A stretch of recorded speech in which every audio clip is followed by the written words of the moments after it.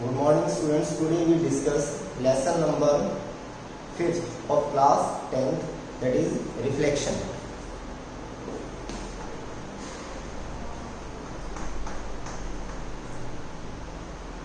Sorry, lesson number 4. Fourth है आपका reflection and जो फिफ्थ है आपका वो है रिफ्लेक्शन. ठीक है, तो जो lesson number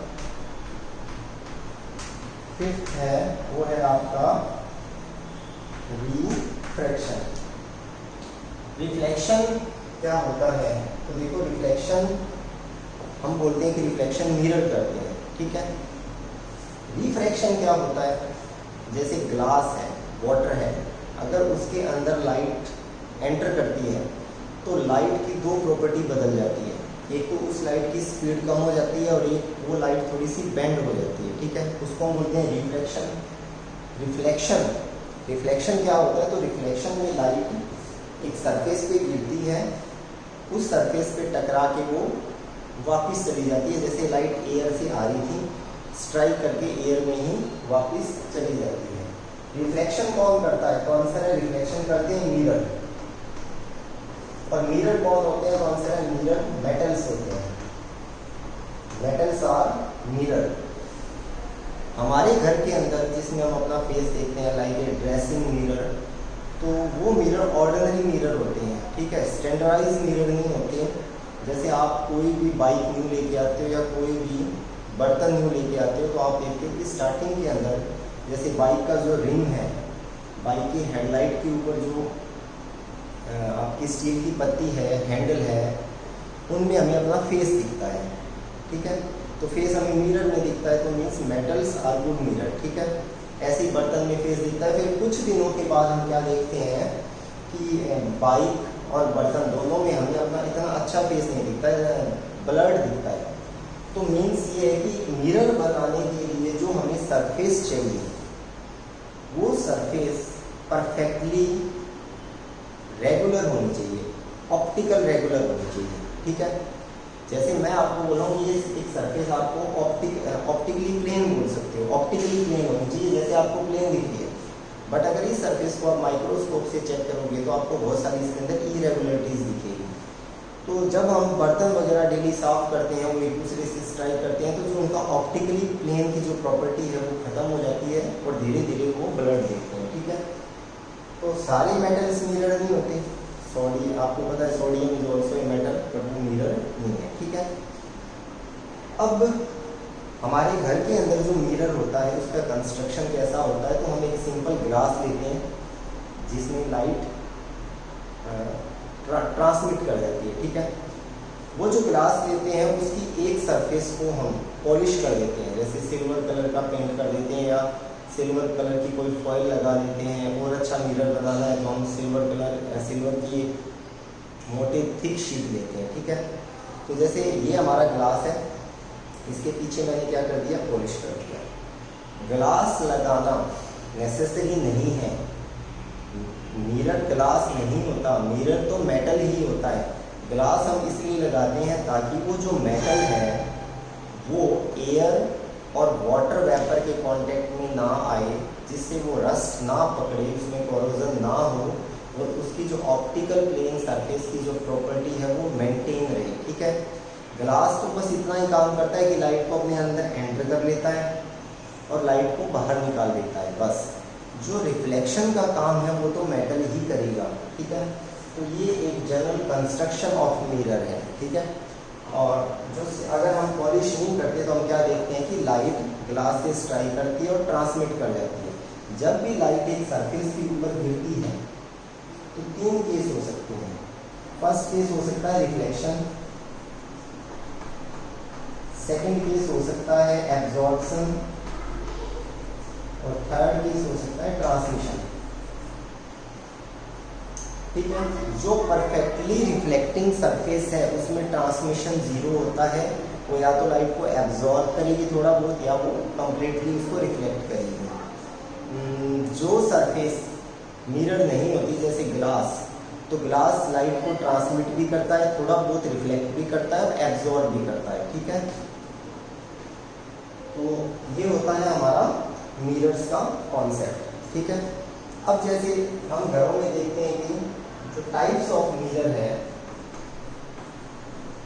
types, there are two type of mirror, first one is plane mirror and second one is spherical mirror.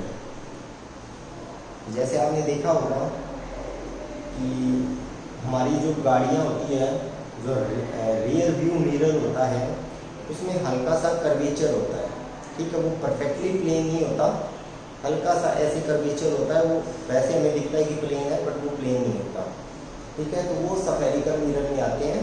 और एक हमारा जो हमारे घर के अंदर ड्रेसिंग मिरर होता है, सभी के घर में लगभग मेजॉरिटी चांसेस में हमें मिलता है कि वो प्लेन होता है, ठीक है। तो अगर मैं एक प्लेन मिरर लेता हूँ तो ये मेरा एक प्लेन मिरर है, ऐसे मान लो, ठीक है, बट हॉरिजॉन्टल डायरेक्शन में। ये जो मैंने इधर नीचे लाइनें दिखाई है, इसका मतलब है कि इधर पॉलिश की हुई है, ठीक है। मिरर के ऊपर मैंने एक लाइन ड्रॉ की, डॉटेड, इसको मैं बोलता हूँ normal. This line is normal to the mirror, means makes 90 degree to the mirror, ठीक है। और अब मैंने एक लाइट डाली यहाँ पर ऐसे, this is called incident light. अगर एक लाइट आ रही है तो इसको हम बोलेंगे रे ऑफ लाइट। अगर एक बंच ऑफ लाइट आ रहा है, जैसे ऐसे बहुत सारी लाइटें आ रही हैं, तो इनको हम बोलेंगे बीम ऑफ लाइट। तो यहाँ कोई कैंडल वगैरह है, कुछ भी है, तो मैंने एक लाइट यहाँ पे रे डाली, ठीक है। तो मैं क्या देखता हूँ, ये रे कहाँ से आ रही है, एयर से आ रही है, स्ट्राइक करने के बाद एयर में ही वापस चली जाती है, तो इसको मैं बोलूँगा रिफ्लेक्टेड लाइट। अब कोई आपसे पूछ ले कि ये जो इंसिडेंट लाइट आ रही है इसका एंगल बताइए, और जो रिफ्लेक्टेड लाइट आ रही है उसका भी एंगल बताइए। तो देखो एंगल, जो एंगल इंसिडेंट एंगल है वो हमेशा इंसिडेंट लाइट और नॉर्मल के बीच बनाना है। इंसिडेंट लाइट और मिरर की सरफेस के साथ एंगल कभी नहीं बनेगा। जैसे अगर आपने यहाँ एंगल बना दिया, आपने बोला ये आई है और ये आर है, तो ये गलत है, ये रॉन्ग है। आपको करना क्या है, this is normal, this is incident light, तो this angle is I and this angle is R, and according to the laws of the reflection angle I always equal to angle R. अगर ये 30 degree है तो ये भी 30 degree होगा। अब exam में आपको एक क्वेश्चन दे दिया ऐसे, आपको बोला ये जो एंगल है ये 60 डिग्री है, then find out I and R.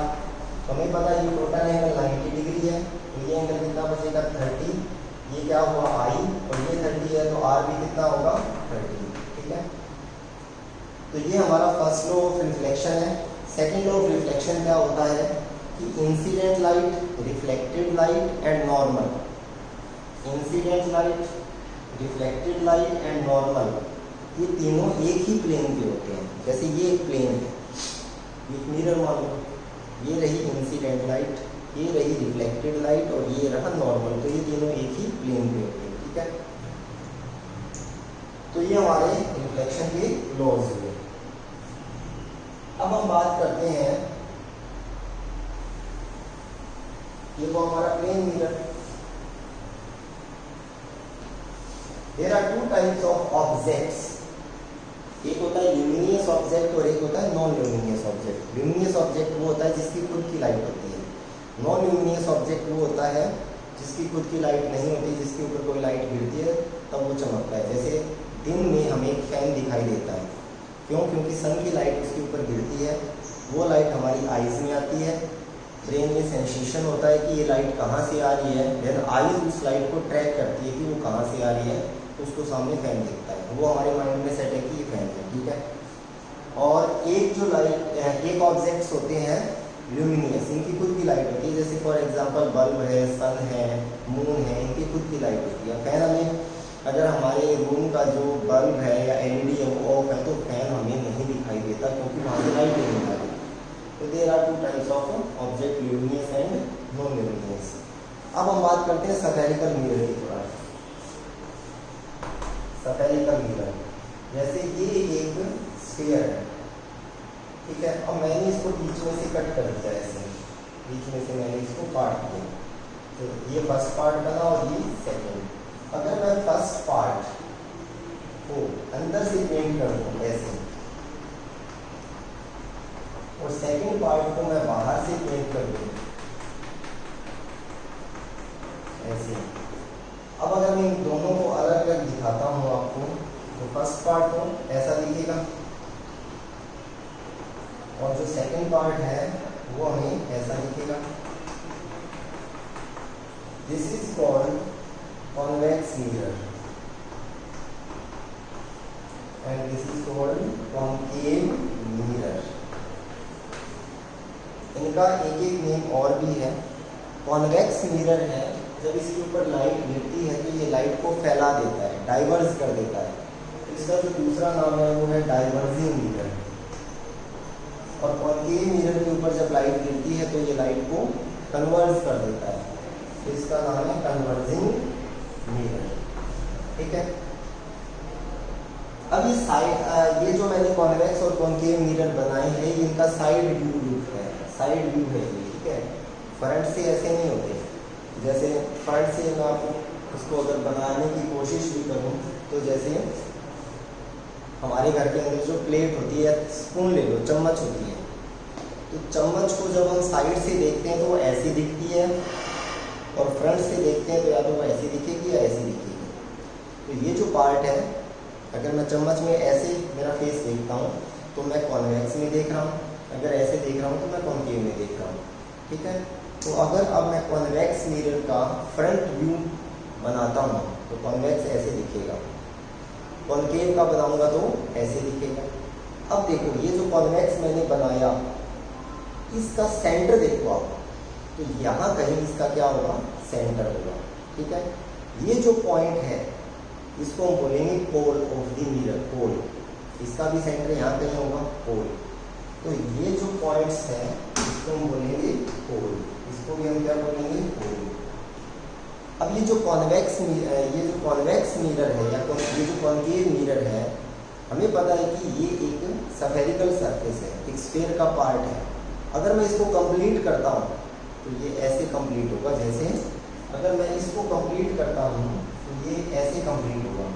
तो यहाँ कहीं मुझे इसका मिलेगा सेंटर, सेंटर ऑफ कर्वेचर। ठीक है। अगर मैं इसको कंप्लीट करता हूँ तो मुझे यहाँ कहीं इसका क्या मिलेगा, सेंटर ऑफ कर्वेचर। अगर आप पोल और सेंटर ऑफ कर्वेचर को मिला दो तो ये लाइन पास करती है, इस लाइन को हम बोलेंगे प्रिंसिपल एक्सिस, और इधर इस लाइन को अगर मैं मिला देता हूँ तो इसको हम बोलेंगे प्रिंसिपल एक्सिस। और ये जो सेंटर ऑफ कर्वेचर और पोल के बीच का जो डिस्टेंस है, इसको हम बोलेंगे radius of curvature. Radius of curvature क्योंकि ये स्फेरिकल सरफेस का रेडियस है। ठीक है। जो रेडियस ऑफ कर्वेचर है वो सरफेस पे कितना एंगल बनाता है, तो हमें पता है कि एक सर्कल के अंदर जो रेडियस है वो हमेशा 90 डिग्री का एंगल बनाता है, तो ये एंगल बनेगा 90। Means radius of curvature all क्या होता है, नॉर्मल टू दी सरफेस होता है।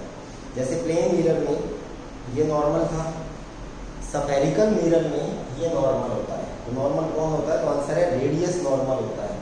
अगर ये नॉर्मल है तो ये भी क्या बोला जाएगा, ये रेडियस है तो ये भी रेडियस है, तो ये भी नॉर्मल है, ये भी नॉर्मल है, ये रेडियस है तो ये नॉर्मल है, ये रेडियस है तो ये भी नॉर्मल है, और ये भी नॉर्मल है। ठीक है। This is centre of curvature, और पोल से लेकर सेंटर ऑफ कर्वेचर का जो डिस्टेंस है उसको हम बोलते हैं रेडियस ऑफ कर्वेचर। ठीक है। अब देखो आगे, हाँ, जितने पार्ट पर मिरर की लाइट गिरती है, जैसे मैंने आपको बोला ये एक कॉन्वेक्स है, ये कॉन्वेक्स ये है, तो यहाँ लाइट ज़्यादा गिरेगी। क्यों? क्योंकि इसका अपर्चर बड़ा है। तो दिस स्फेरिकल पार्ट जो लाइट को फेस करता है उसको हम बोलते हैं अपर्चर। इसका अपर्चर कम है और इसका अपर्चर ज़्यादा है। ठीक है। अब जैसे अब मैं क्या करता हूँ, जैसे मैंने लिया एक कॉन्केव मिरर लिया है, ये मैंने बना दी प्रिंसिपल एक्सिस, ये रहा पोल, ये रहा इसका सेंटर ऑफ कर्वेचर, ये रहा इसका रेडियस ऑफ कर्वेचर। एक पैरेलल लाइट्स आ रही है। ठीक है। जैसे अगर ये कॉन्केव मिरर है तो इसके बीच में से जो लाइन जाएगी वो प्रिंसिपल एक्सिस है, तो प्रिंसिपल एक्सिस के ऊपर भी लाइट गिरेगी और नीचे वाले पार्ट पे भी गिरेगी। ये पैरेलल लाइट्स आ रही हैं, ठीक है। अब आफ्टर रिफ्लेक्शन ये लाइट यहाँ से पास करके इधर आ गई और ये लाइट यहाँ से पास करके इधर चली गई, ठीक है। जहाँ पर लाइट मिलती है, कन्वर्ज होकर एक पॉइंट में मिलती है, इसको हम बोलेंगे फोकस। और फोकस और पोल के बीच का जो डिस्टेंस है इसको हम बोलेंगे focal length of the mirror. And always remember focal length is half of the radius of curvature. अगर रेडियस ऑफ कर्वेचर मिरर का 10 सेंटीमीटर है तो फोकल लेंथ हमें मिलेगी 5, ठीक है। अब देखो, आपसे किसी ने बोला कि what is the incidence angle and what is the reflected angle. तो हमें पता है कि इंसिडेंस एंगल जो बनता है वो इंसिडेंट रे और नॉर्मल के बीच बनता है। तो ये रही इंसिडेंट रे, ये रही, बट नॉर्मल कहाँ है? तो अभी मैंने बताया था कि जो स्फेरिकल मिरर में जो नॉर्मल होता है वो रेडियस होता है। तो यहाँ से ये रहा सेंटर ऑफ कर्वेचर, यहाँ से आपने क्या बना दिया रेडियस, मतलब नॉर्मल। तो ये रहा आई और ये रहा आर, ठीक है। ऐसे ही अगर आप, तो ये लाइट को कन्वर्ज करता है इसलिए ये कन्वर्जिंग है। अगर मैं कॉन्वेक्स मिरर बनाता हूँ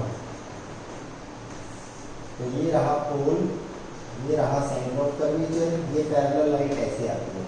तो मैं क्या देखता हूँ, आफ्टर रिफ्लेक्शन ये लाइट इधर चली जाती है और ये लाइट ऐसे आ रही है, आफ्टर रिफ्लेक्शन ये लाइट इधर चली जाती है। तो ये लाइट को डाइवर्स करता है, इसलिए हम इसको बोलते हैं डाइवर्जिंग मिरर। अब अगेन किसी ने आपसे बोला कि इसमें एंगल ऑफ इंसिडेंस और एंगल ऑफ रिफ्लेक्शन बताइए, तो आपको क्या बनाना पड़ेगा, नॉर्मल। नॉर्मल किससे पास होता है, सेंटर ऑफ कर्वेचर से। तो यहाँ से आपने ऐसे एक नॉर्मल बना दिया, ये रहा आई, ये रहा आर। इधर भी आपने एक नॉर्मल बना दिया, ये रहा आई और ये रहा R. Again angle I equal to angle R, ठीक है। तो अच्छा, इसमें क्या होगा, इसमें जब हम ये लाइट एक इधर जा रही है एक इधर जा रही है, किसी पर्सन की आई में जब ये लाइट जाएगी तो उसको लगेगा ये लाइट कहाँ से आ रही है, यहाँ से आ रही है, इस पॉइंट से। तो this is called virtual focus, not real focus, virtual focus. And this is the focal length of the convex mirror. तो इतना पार्ट हम इस फर्स्ट वीडियो में करेंगे। अब जो नेक्स्ट पार्ट है उसके लिए हम एक सेकंड वीडियो बनाएंगे, ठीक है। Thank you.